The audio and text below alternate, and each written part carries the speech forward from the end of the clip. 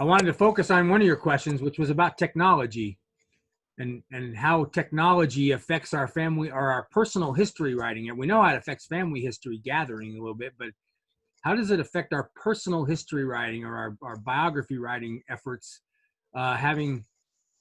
with technology, particularly as we look at right now where we're so reliant on technology just to connect with people. So your question initially, Rob, is I'm going to let you kind of go and we'll take off from there. So your thoughts as you think about technology and how it impacts, I think a few ways it does, but how we gather information, how we interact with each other and create the histories, and even maybe how we collect and share them. Maybe the technology becomes even more a part of that process than it used to be. But what were you thinking when you thought about that, how technology affects us? What area of focus were you kind of looking at?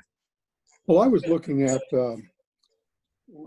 when I went to a funeral last year and stayed with one brother, and my other brother joined us. So we had all three of us boys together. And we spent a lot of time just telling stories to each other. And so what I did is I set my phone down on record. And I recorded our conversations 3 different times. And so I've been sitting on that recording. I thought maybe I'll try to talk it off. And I couldn't do it. And so I was remembering that I couldn't do it when I told you about that. Yeah. But I was looking for technology to be able to transcribe these recordings that I'd made. And so I went out and I found a service online on the internet where I could download the things and it would come back in text. And so I did that after we did it. And I tell you what, it's imperfect. But this tool had ability to correct and to go through it word by, and listen to it and make corrections, which I did.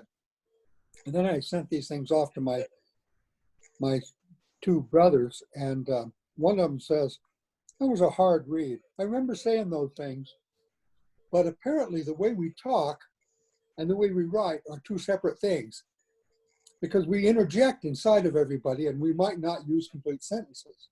We might end a sentence early or start in the middle. And so our thoughts are more free-flowing and more dependent upon what the other person said or what you said before, and you ignore what the other person said. And I'm sure you know all about this because you've done that over and over again. But I was wondering how I can convert things like this. And so actually, after I worked on it a little bit, I broke down and bought a microphone for my primary computer. And in installing the microphone, I found that speech to text is inherent in the operating system. I never knew that. I haven't enabled it, but I can see that's going to happen here pretty quick. Because what I want to be able to do now is to dictate a story into it and then convert that to text and even maybe retain the audio to put in my personal history so that my kids, my grandkids, great-grandkids could hear me talk. Now, I don't know that I remember being told years and years after my father died that he had a wire recording of him singing Old Man River. We looked for that. We never found it. Because as kids, we didn't know what we were looking at as we went through all this stuff.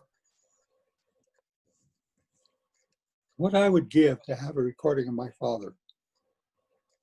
It's interesting because, as you know, one of the things that we've done at Rememberize is really try to use technology and repurpose it so people can get to it through those QR code links in the book, and the files are on YouTube, and the family manages them and they can access them and listen to recordings. And one of the people we worked with was doing she wrote her parents' story. Her parents have both passed away, but she made it a project. It was actually she was actually our first webinar was an interview with her. Her book is 168 pages long. It's one of those like what you do for you, but it's 168 pages that she wrote and compiled from her parents' journals and from their life story and from her grandparents. Ernest L. Wilkinson is her grandfather, so on her mother's side. So we had a lot. So she collected this information, but one of the things that was really cool, I thought, whereas with some of the people we've sat down and recorded their video or recorded their audio of them telling the stories, she went and found all these old audio and video files of her parents and collected them and had them restored when needed and included them with links in the book. There's more than 20 of them. So like her mother reading one of her mother's favorite books was The Carrot Seed. And she's got a recording of her mother reading The Carrot Seed to her children. And the audio recording is in the book, or the link to it is in the book.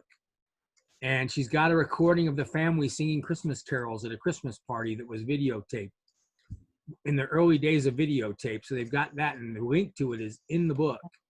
So when you mentioned technology, that was the first thing I thought of, is just the ability to go back and find.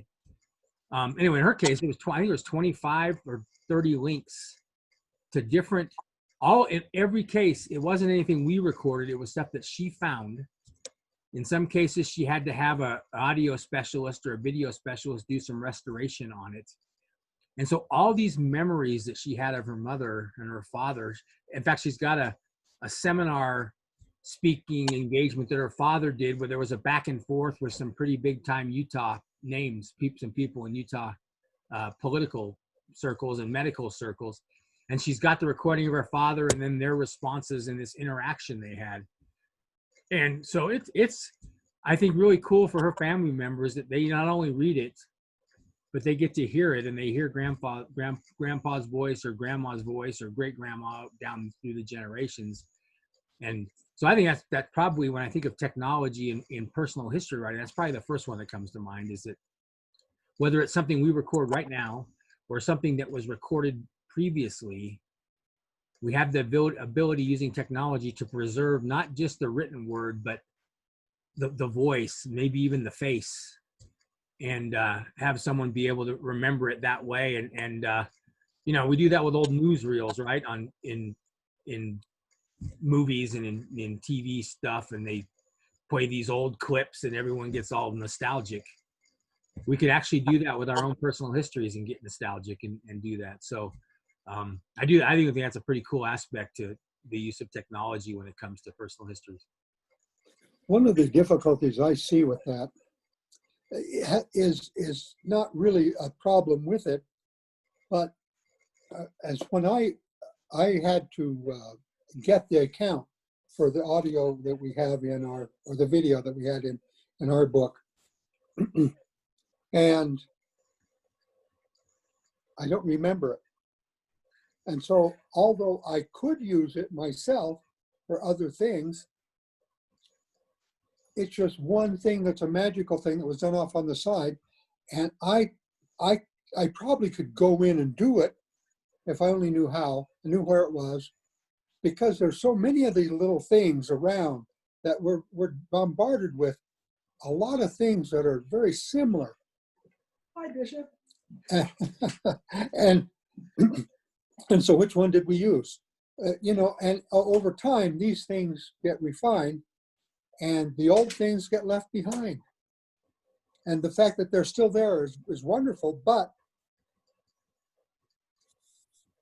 I honestly think that's one of the issues with technology, with sharing this stuff technologically, is how do we store it? Where do we keep it? Who has the keys? Who gets us to it? In her case, this client we had, her son actually set up the pages and the YouTube files. I wasn't even involved with it. He did it. So at least in the initial stages, her son is the keeper. He's a college student, so he's a little younger. He's the keeper of the data and the files. And they've also got them on different zip drives and other places that they've recorded them, or that they've put them as they had them restored. But that is a question: is over time, digital delivery is going to change, and it changes. And what does that mean? I don't know. That's an interesting question. Actually, we've talked about with your Rememberize is is there a, what's the way you keep them so that they're in a place where when YouTube's not there anymore and it's something else, those files are still accessible and available to the family and deliverable when that QR code can't point to YouTube anymore, but it's got to either point somewhere else or you've got to have the information. So to me, obviously, that's one of the questions. Print's always going to be in the book. Technology, you link to it, but it's not always going to possibly be in the same place. Like if we had put it on a VHS videotape in the day, how would we access that today? Well, you'd have to pay someone a lot of money to restore the information and put it in a file that you could put on your computer. But that's what you do, Kurt. I mean, if you want to preserve that, you pay somebody to digitize it. When that gets out of date, you pay somebody to do the next thing of piece of, how much is it worth for you to preserve it? Yeah. And sometimes it may not be worth it. It's definitely nice having the written word passed down, and that's, barring a fire or loss or some kind of destruction. That's a good, safe way to preserve it. But the live voice, the live face, those are some things worth paying for and preserving as it moves from one type. And the quality might degrade, or who knows, with technology, it might be even better. This is one of the things we deal with. It's not just with technology and video. I made the stupid decision as a missionary to shoot slides with almost all, well, not all of them, pretty much all my missionary photos are on slides. So now to have them digitized is a lot more difficult because they're on slides. And as it turns out, that probably wasn't the best medium because I'm not going to put them in a slide projector anymore and watch them. I need to have them digitized, and it's a little more expensive. And so it makes for interesting decisions as we decide how we're going to collect our digital memories and make sure that we move them forward to the next technology as it comes along. And that's why this is an interesting topic, because people need to think about it. And especially how the question Paul was asking, how important is it? Its level of importance determines how much you're willing to spend to move it to the next level of technology so you still have it.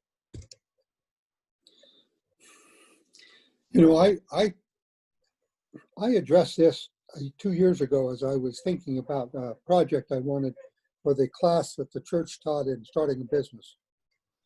And the question was exactly that. How do you make something future-proof? And I thought, I came up with my own plan, but as I pondered that plan and as I executed it, I began to see that even my limited view of what the future might be was wrong. And I started thinking that perhaps maybe the only thing I could really do would be to hook myself onto the church's website where they're saving memories, where they save short video clips, where they save, I don't know if they do audio right now. I think they do. But let them be in charge of migrating things to the future. Yeah. And by church, you mean FamilySearch, which is the church, but you don't have to be a member of the church to use FamilySearch. Or to put pictures on it. Or Yeah. I don't know if they do videos yet. But yes, and so I'm thinking that if you can join some really popular organization that has some prophesied future, that maybe your stuff will be retained. And so I'm wondering if I need to rethink and go back to FamilySearch and see what they can do and see how I can use that.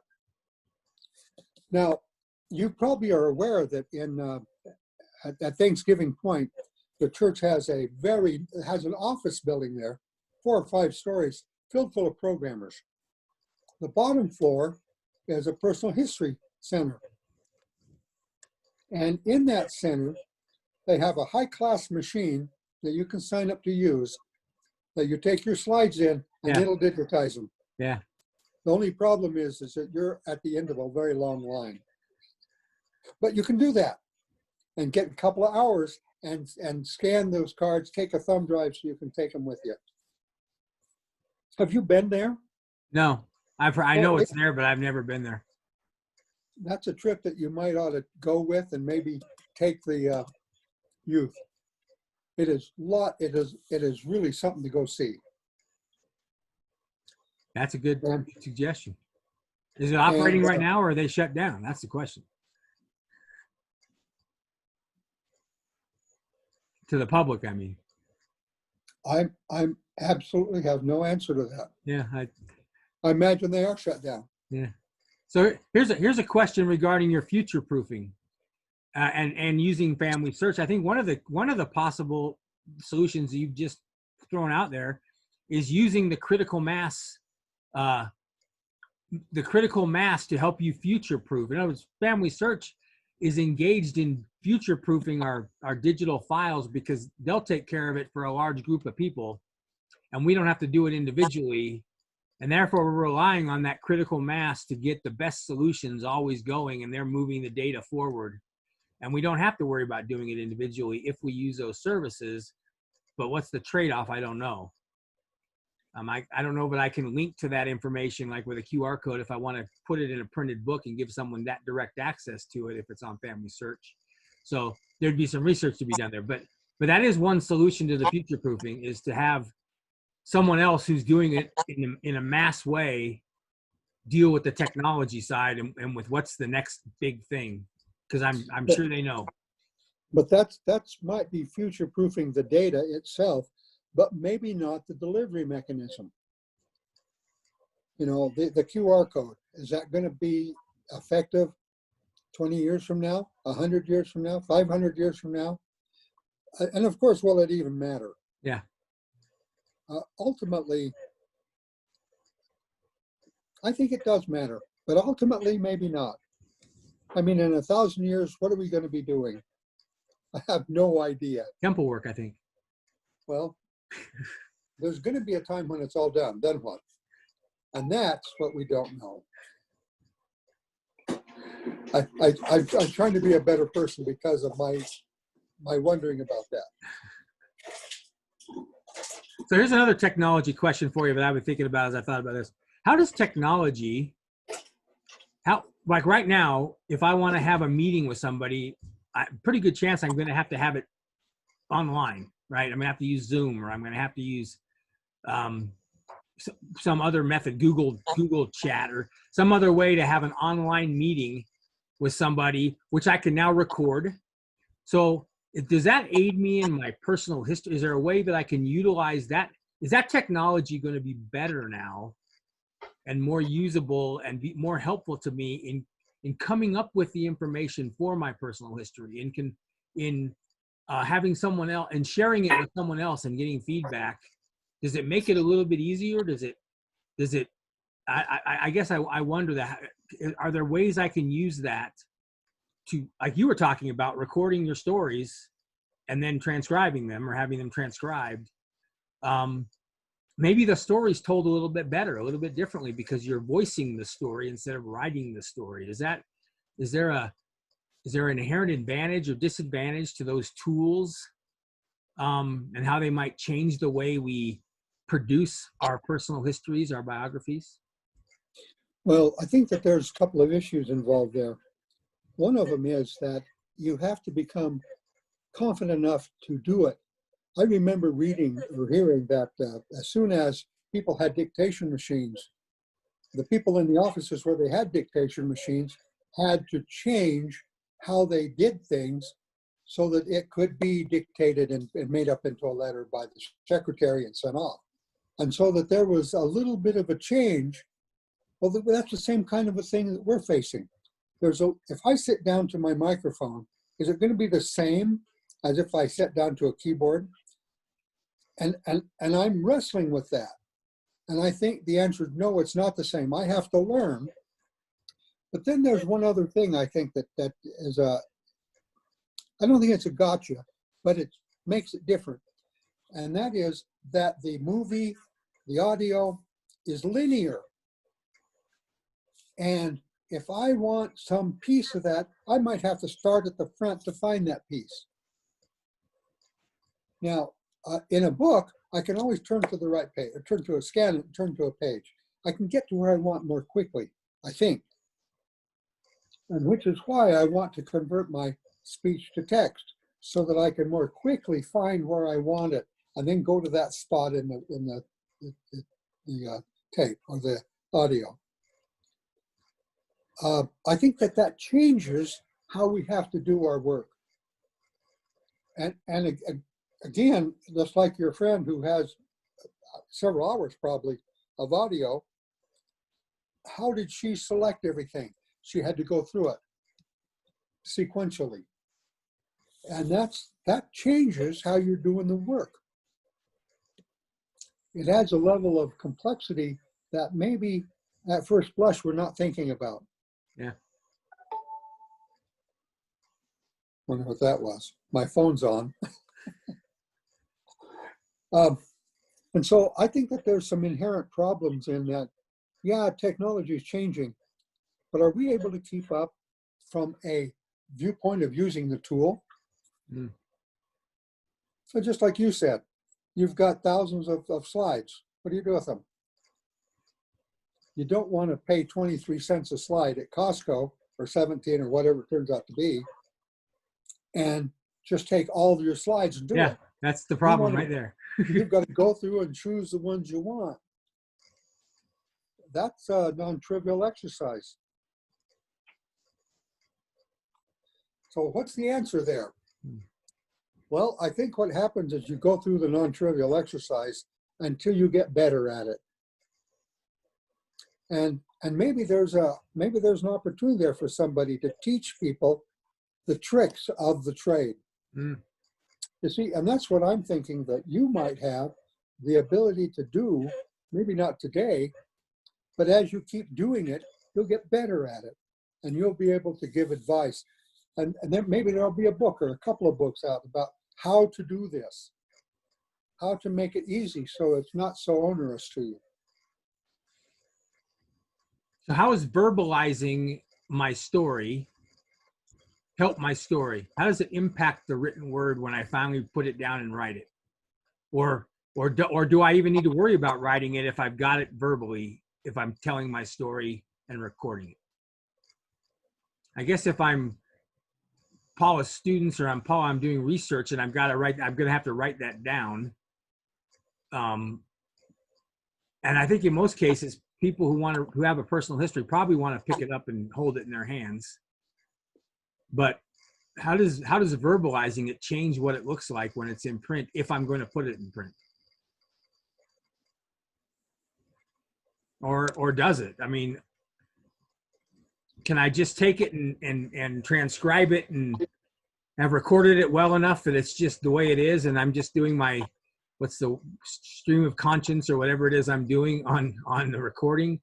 Or do I have to do what you're talking about, Ron, where I have to go pick and choose and find the stuff and figure out what fits where and spend a lot of extra time with that, like I do when I write a news story for a publication after I interview somebody?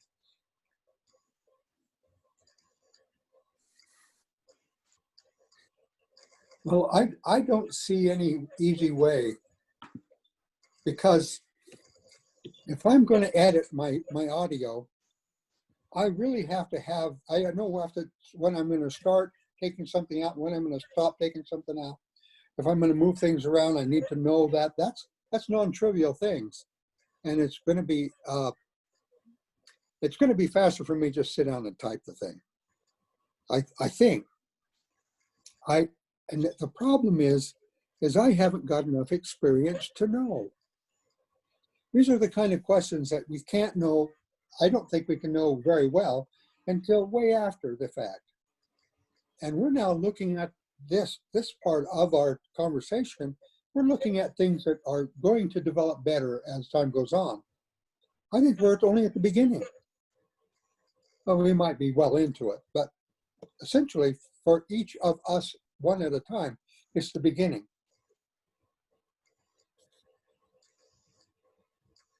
And so I think that there's more work involved. I just don't know. There's learning, certainly. Yeah, I think with technology, sometimes maybe we're able to, someone who's not comfortable writing, maybe a family member can help them with their history by having them record it, and then the family member can do the work using the technological tools to get the content, either video or audio, um, and write grandma's story. And maybe it doesn't come out in the same order that grandma voiced it when she spoke it, but or at least, or maybe it's like what we do when we do some of these memorized books, where we ask a lot of questions and get a lot of answers, and then figure out where the stories come into play. And maybe a family member can do that for grandma if she's not comfortable, coming up and turning it into story format, something that's exciting and fun to read.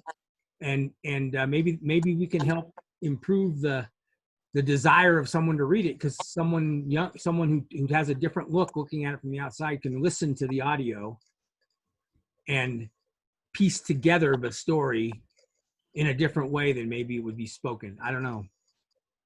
Well, one of the interesting things as I ponder this, I think that the youth of today don't go to books.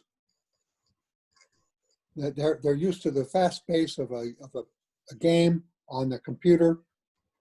Some of these games do have the ways that you can talk to people that you're playing on your team. As a matter of fact, Jeremy, our son, found his wife on a game like that. And he challenged her to read the Book of Mormon, and she did. The rest is history. But it's fast-paced, and a book is not fast-paced. A book isn't filled with images. And so I think that maybe the book generation is dying out, maybe. I don't think we might burn books, but we also might burn DVDs. I don't know. And I'm wondering if perhaps the future has more of this and less of the old. So let me ask this then. And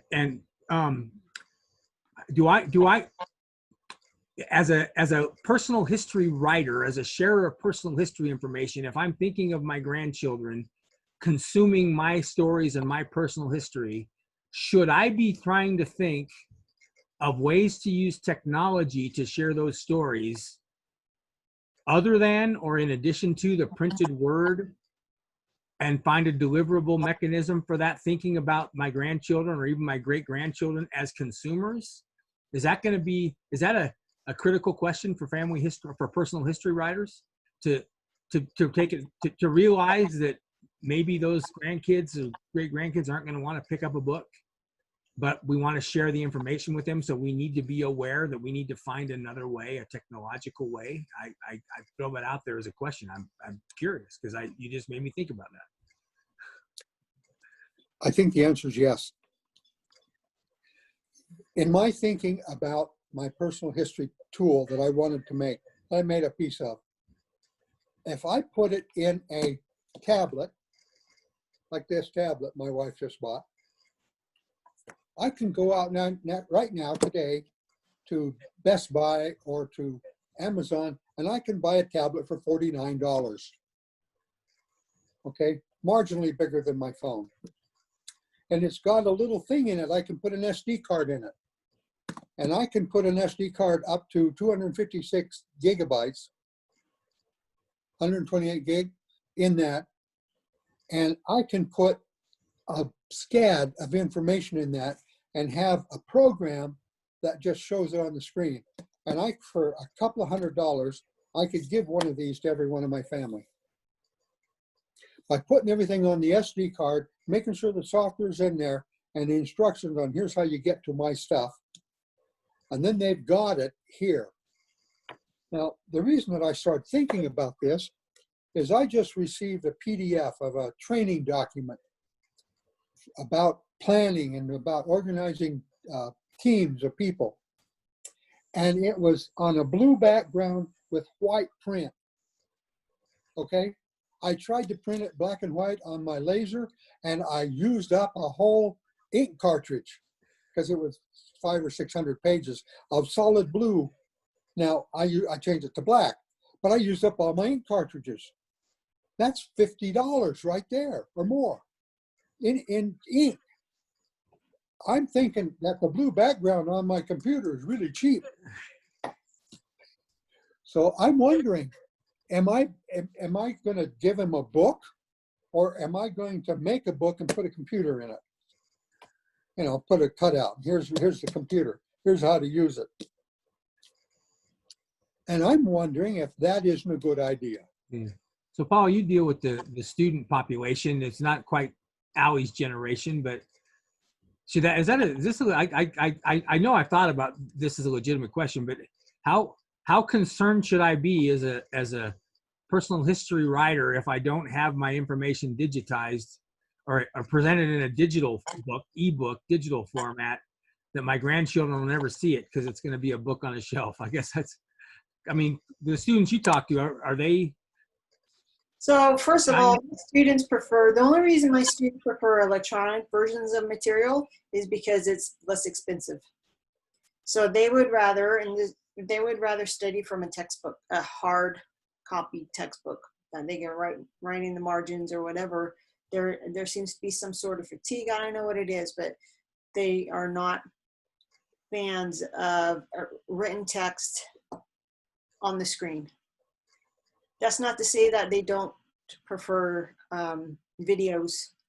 So they like videos or some sort of interactive type of learning style, learning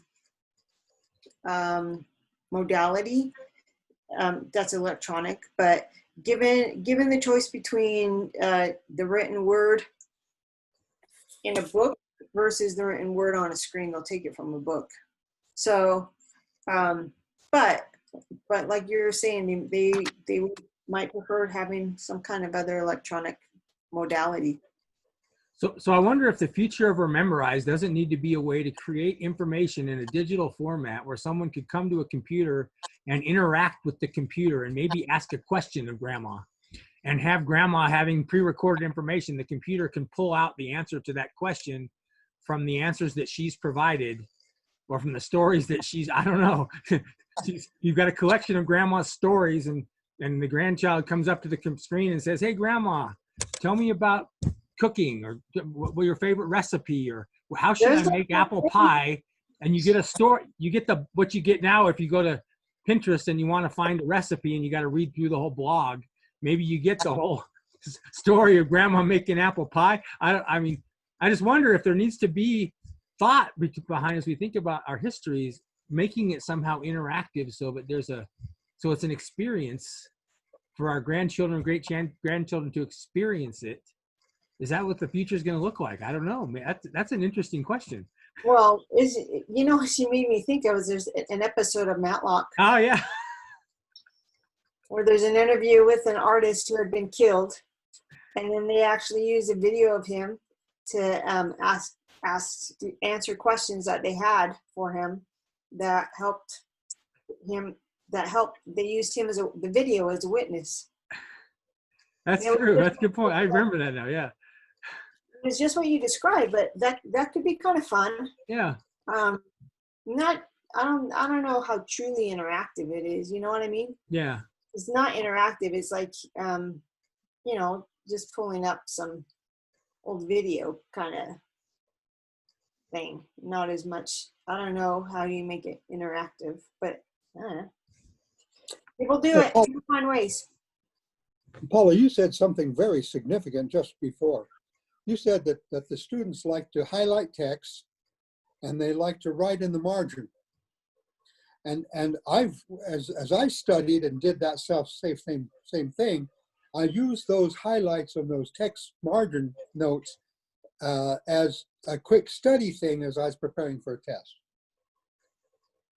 Movies and videos and audios don't have the ability to write in the margin. We don't have the ability to highlight the text and to quickly go from one highlighted thing to another. That points out perhaps maybe a flaw in our audio and video concepts, that it makes it And this is probably a problem that we're having with distance learning right now is we're in the COVID and we don't want to go to school. So perhaps this is a problem. That's an interesting thought, is to make some kind of, I see a future in this, Robin, to make some kind of a learning tool that's multimedia that students can take notes on, mark up like we do a textbook. Isn't that a funny idea? I don't know how that would work. I don't know either, but I'm sure somebody could figure it out. It might be on the ball already. Someone will watch our webinar and they'll start playing with interactive personal histories and interactive videos for his personal history use, or even for the classroom. Thank you, Some guys. bright young guy. Good idea. Okay, some of my kids have bought these 3D glasses, okay, that you plug into the computer and then you can look all around and you're immersed in this thing. Virtual reality. Yeah, VR, a VR set. That's right. Now, Jorgen, our youngest son, our little boy who's a foot taller than Huge, me, yeah. he bought himself a 360-degree camera. Now, I don't know how you use a 360-degree camera unless you put it on your head to get clear around, or on top of your car or something. But I see more of these kind of things. If I want to show the Grand Canyon, maybe what I need to do is get one of these and record the 360 experience, you know, or maybe even drive downtown and record the 360 experience. Because what does tomorrow hold?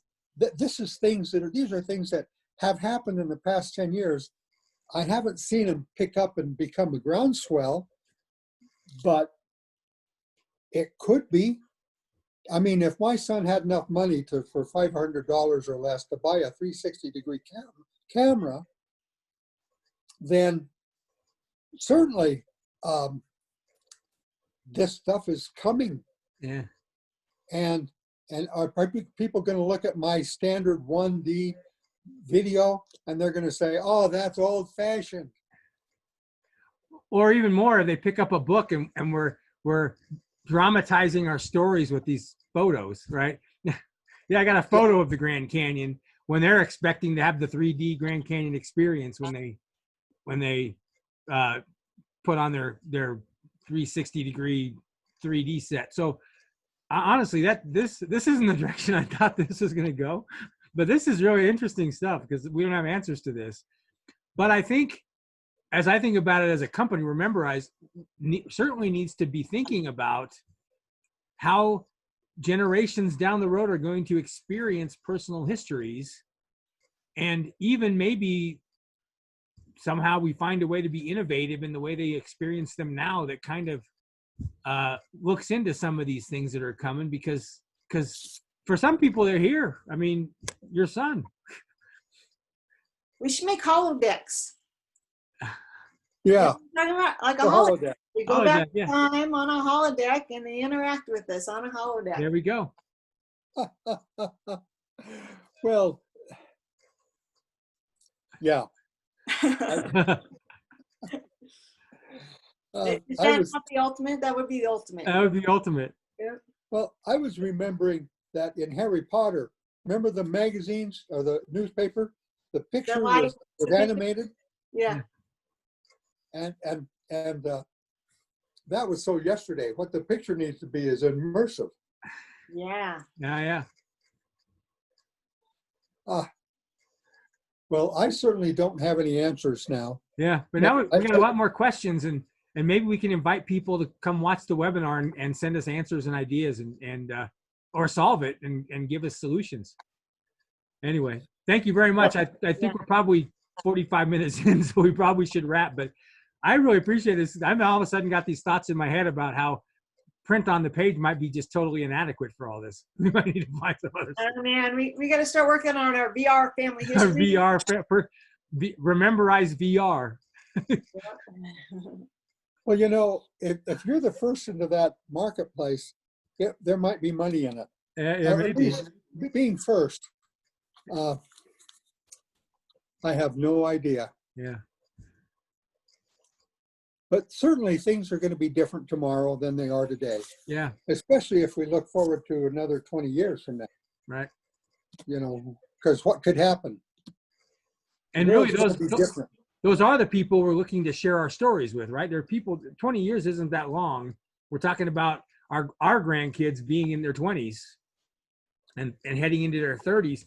That's when we want them to be consumers of our personal history. So now may be a good time to at least start thinking about how they consume it, and maybe try to be a little bit creative in finding solutions. I don't know. Or we just give them print on the page and they can figure it out from there, and they can make it interactive. You know what we call that stuff now? It's classic. Yeah. A book, and here's the classic version of your family history. There we go. Just like the old Ted Turner movies, right? The classic movie station. And then they colorized them so that they could get a little bit more modern. Yeah. I don't know how they're going to colorize our books. I can remember reading books, and the images were in my head. Tom Sawyer, you know, you read that and it draws pictures in your head. And when you see it on the movie screen, you say, oh, that's not right. That's not how I visualize it. You kind of ruin it with the movie sometimes. I have never heard anybody ever say that the movie was better than the book. Yeah. That's true. I can't think of one.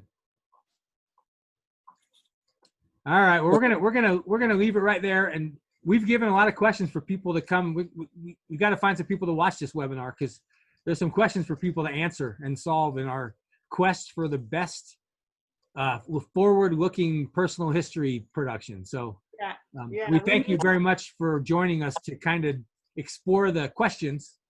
What's next time on? We'll be in 2 weeks. I can't remember what your other question was. You had another question.